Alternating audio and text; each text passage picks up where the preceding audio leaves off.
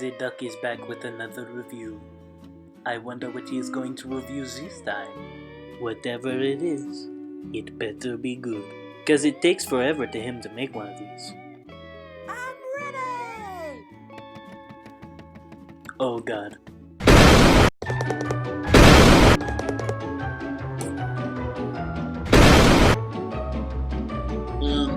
That'll be...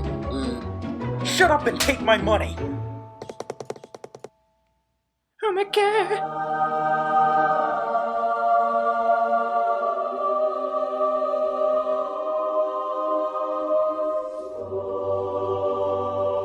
3 days of enlightenment later.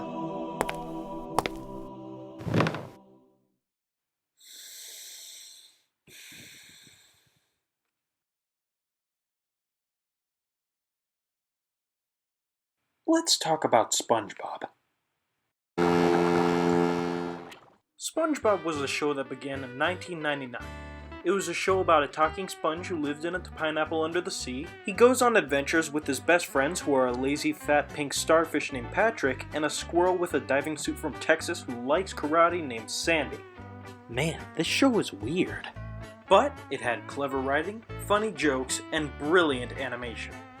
Everyone can agree that seasons 1 through 3 were the absolute best. It became an instant success.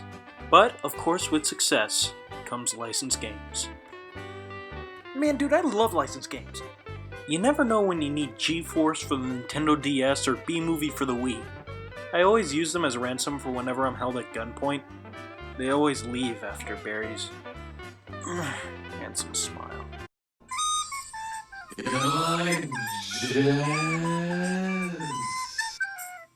But anyways, what some say is to be the king of licensed games is SpongeBob Battle for Bikini Bottom. I actually own a copy of this game at home. This game was awesome! I loved playing it when I was a little youngin'. The controls were tight and responsive, everything just worked out, it had an amazing color palette, and it had just as amazing speedruns. I mean, look at this! Tell me that your mouth isn't watering just looking at this. The developers THQ Nordic decided to make a full-on remake of it because of the speedrun community. As you can tell, everyone went wild.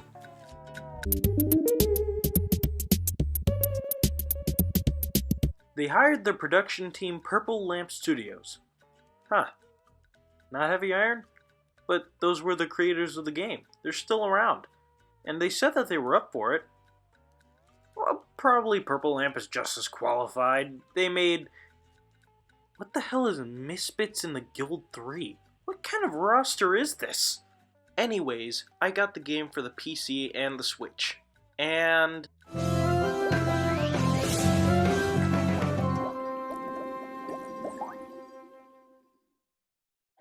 the game looks absolutely stunning. That is, unless you're on the Switch. The Switch has a weird rendering bubble which only pops out items within a very visible range. The worst that it gets is in Jellyfish Fields, but it's still very noticeable. It also has a very, very poor frame rate on the Switch. It can barely get over 50 frames per second, while every other console stays at a nice 60. This is a very noticeable break in quality, but I can still accept it because the rest of the game looks beautiful. Just looking at all the different colors, it's just amazing to look at. It's eye candy for every single second of the game. I'd have to say the only time when the gameplay gets ugly is in Sand Mountain. Too much fog. No thanks.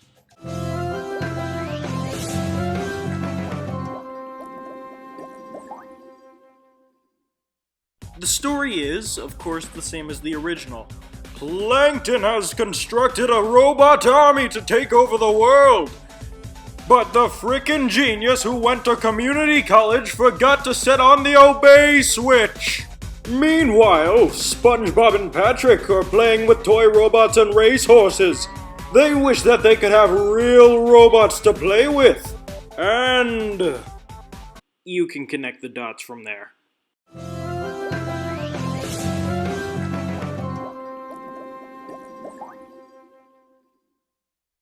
This plot gives you the excuse to explore all different areas from throughout the TV show. You can explore the dark depths of the Mermalair, the dark abyss of Rock Bottom, all the way to the weirdest of all the levels, SpongeBob's Dream. My personal favorite level is actually Kelp Forest. I don't know, I guess I'm a big fan of just green and blue colors, nice and dusky. And also I found one of the greatest cheats in that area ever in the entire game. But this game is a collectathon, so what is the main collectible? Golden spatulas, of course. You could get golden spatulas by either searching for them, trading 10 of Patrick's socks to Patrick, or obtain them in the worst way. Don't worry. I'll get to you later. You can play as either SpongeBob, Patrick, or Sandy, each with their own pros and cons. SpongeBob has a bunch of bubble moves such as bubble bashing, bubble stomping, and bubble missile. You can even tongue slide. Like I said, weird show. SpongeBob can even turn into a ball and do some insane Super Monkey Ball tricks. Patrick can throw fruits. And Sandy does a lot of lassoing. Though Sandy's lassoing techniques can be annoying, because you have to hold B in order to swing. But the instructions obviously say pressing B. I'm pretty sure I'm not going insane here. Don't even get me started on the bungee jump. I hate this thing with all my passion. I hate everything about this. Okay, so when you bungee jump something, you expect to be extended when you reach the bottom, okay? But no, it only extends when you're at the top, so you have to take a gamble every single time you have to try to hit a ticky. Also, this is a side note, how come they couldn't get the original voice actor for Mr. Krabs? No. But they said your mom was ugly. Once you collect 75 spatulas, you can enter the chum bucket.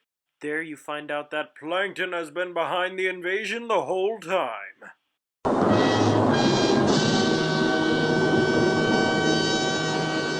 And also there was a robot SpongeBob. Plankton finally sets the switch to obey, and nothing happens.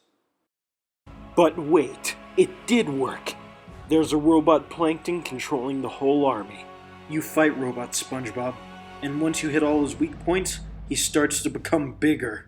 You have to turn off all the fuses in his brain with robot Plankton attacking you every single chance he gets. There are a total of 6 boss battles. All of them are fun, and finally they're replayable, thank God.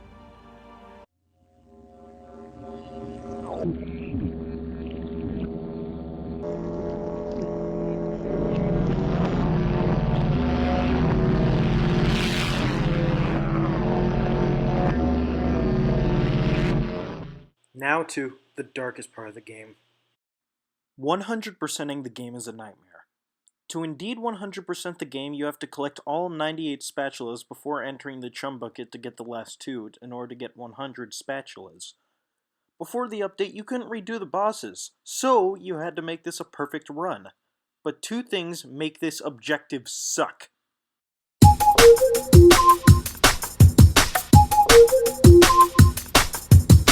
Mr. Krabs is the worst part of this run.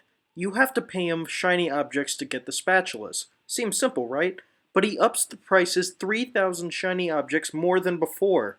And that's even more than the last game. He wasn't even fun in the last game either.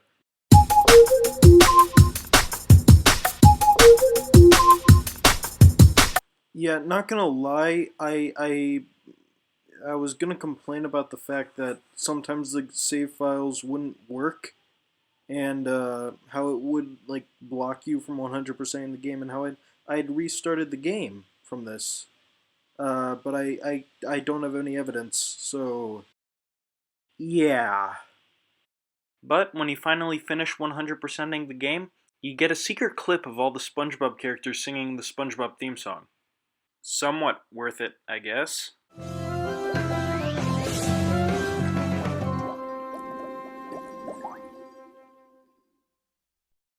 Yes, they fixed it!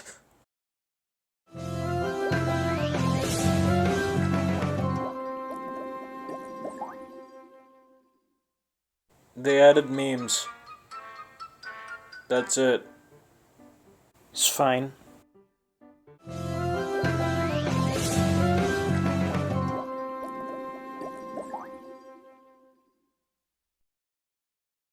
It's fine. But seriously, jokes aside, this game mode it's fine. There's not a lot of interesting things about it. Seems like it was a bit rushed though. And also it's very, very glitchy compared to the rest of the game.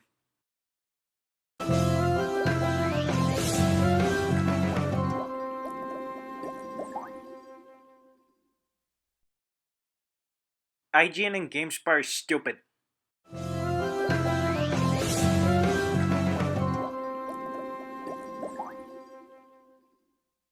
This game is amazing! It introduces newcomers to an old school 6th generation console game at a very low price.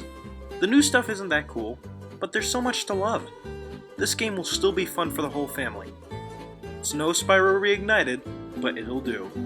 I'll give this game an 8.5 out of 10. Buy it! Do it. Well, that's it for the Duck reviews. It's been 9 months since my last one. I know, I'm getting fast. Remember, don't forget to cringe. Yeah.